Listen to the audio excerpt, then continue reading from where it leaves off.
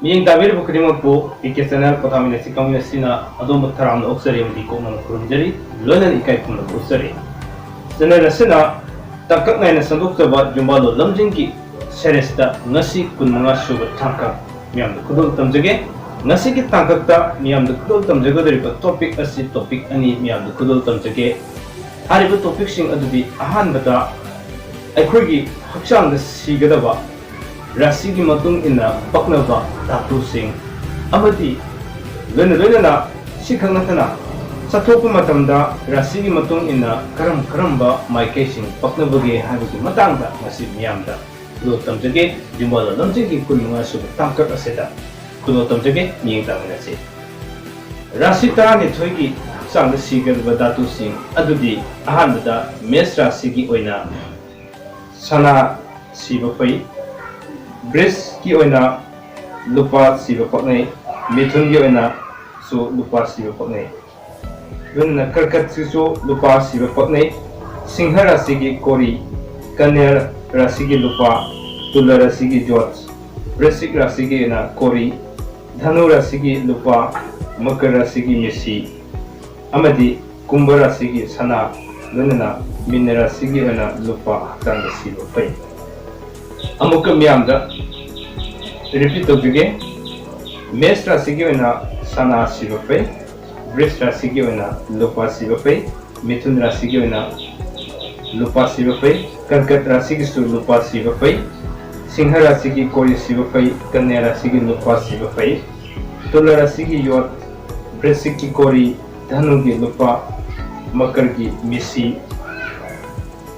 kumbha ki sana minagi lupa hariba sing asi rasi ki matung ina aikoi haksamda khwaidagi paknaba dhatu sing asi miya khangbigadabani hojik sigi matungda rasi ki matung ina aikoida paknaba maikei sing kari leibage aikoina thabak thorom sathokpa matamda paknaba maikei sing asi mamangai ahal laman sing matamda yam yengarami hariba sing si yengaba matamda aikoina khudong thiba kaya leramba kaya do koki haidanasu Dong kiba kaya thengnate haibna singba singmu paknaba maikei si adamak miyamna yengnarami ahalaman singi matamda mamangai gi matamda miyamna khudul tamjage di ingongpok maikei yamna paknabani bris kina makha maikei si yamna paknai mithun rasi kina nongsup maikei si yamna paknagani aduga karkat rasi kina awang haiba maikei si yamna paknagani singha rasi ki nongpok yamna paknagani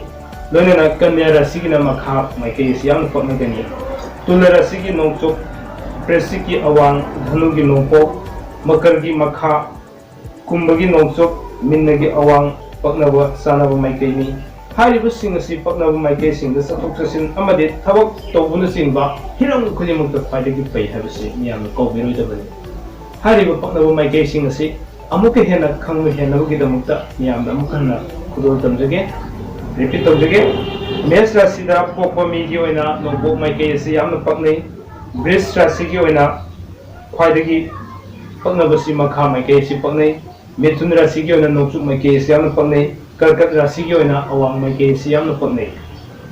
loina singha rasi asi nongpok maikei yamna paknai kanya rasi asi makha maikei yamna paknai tula rasi gi na nongsup maikei yamna paknai brisik rasi gi awang yamna paknai dhanu gi nongpok yamna paknai amadi makar gi na makha maikei si yamna paknai kumbha nongsup yamna paknai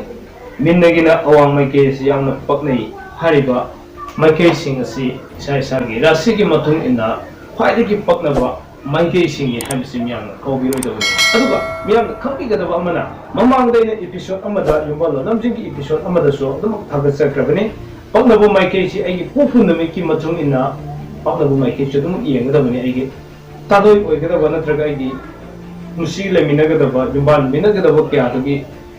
paknaba maikei si adum ai thagachakrabani hariba sing si punamak yenginare harakanda aigi paknaba thabak tharom khudimangda paknagadaba maikei si karambano haibu miyamna khangbirakanda thabak khudimang paikatminabagi tanjada nongminasi habisine ina thamjaningide aduga karigidamuktaina hariba ngasigi thamjariba topic anisi habidi ahanba topic ta aigi chanaba aigi paknaba dhatu sing kari da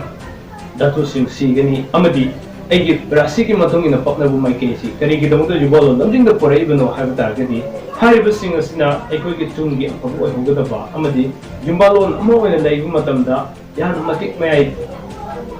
ꯐꯅ ꯂꯩꯒꯗꯕ ꯑꯣꯏꯕꯅ ꯃꯔꯝ ꯑꯣꯏꯔꯀꯥꯟꯗ ꯌꯨꯝꯕꯥꯜꯂꯣꯟ ꯂꯝꯖꯤꯡꯗ ꯑꯗꯨꯃꯛ ꯍꯥꯞꯆꯕꯅꯤ ꯍꯥꯏꯔꯤꯕ topic ꯑꯁꯤꯁꯨ ꯃꯌꯥꯝꯅ ꯈꯟꯕꯤꯔꯛꯄꯒꯤ ꯃꯇꯨꯡ ꯏꯟꯅ ꯑꯗꯨꯃꯛ ꯊꯝꯖꯕꯅꯤ ꯑꯃꯗꯤ ꯃꯌꯥꯝꯅ ꯊꯝꯕꯤꯔꯛꯈꯤꯕ ꯃꯌꯥꯝꯅ ꯔꯤꯀ꯭ꯋꯦꯁ ꯇꯧꯕꯤꯔꯛꯈꯤꯕ ꯃꯌꯥꯝꯅ ꯍꯪꯕꯤꯔꯛꯈꯤꯕ ꯇꯣꯄꯤꯛ ꯀꯌꯥꯁꯤꯡ ꯑꯗꯨ ꯃꯊꯪ ꯃꯅꯥꯎ ꯅꯥꯏꯅ ꯍꯧꯖꯤꯛꯇꯤ ꯁꯣꯏꯗꯅꯃꯛꯀꯤ ꯃꯌꯥꯝꯗ ꯑꯗꯨꯃꯛ ꯈꯨꯗꯣꯜ ꯇꯝꯖꯔꯒꯅꯤ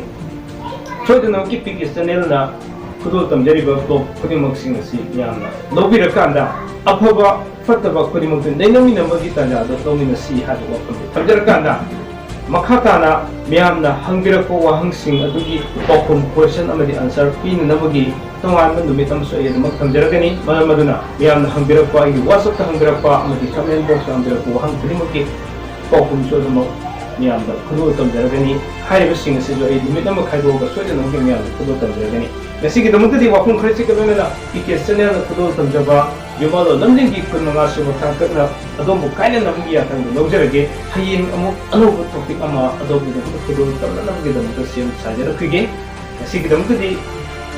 ꯌꯦꯡ ꯇꯥꯕꯤꯔꯤꯕꯁꯤꯡ ꯈꯨꯗꯤꯡꯃꯛꯇꯒꯤ ꯀꯥꯏꯅꯅꯕ ꯌꯥꯊꯪ ꯅꯤꯖꯔꯒꯦ ꯄꯤꯅꯕꯤꯔꯁꯤ Miyeng tabiyo, PK Channel, pothaminasi khaminasina, thangzu numit khudingi thamjaba serial aigi haijaba acting ni. Laiki gi lamda tongan ba acting kaya tawriba, actor kaya bu collection tawjaduna mi amamang khaki oiba acting collection dialogue miyamna khudol tamjaba thoromni aigi haijaba acting ni. thangju numit khudingi PK Channel khudol tamjarakadaba laiki gi lamda haithoi singthoraba kyabu promote tawjabona thamjaba thoromni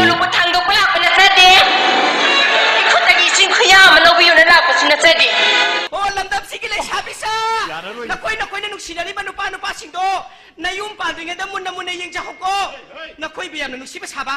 nakoi biyam na khajaba saba do mathamoi de khalam ga dori bani nakoi ba hayeng mayum da puraka da lakna ge da khalam ga dori nang haidu kana dano nangon dani kaino aise kana no aise kana no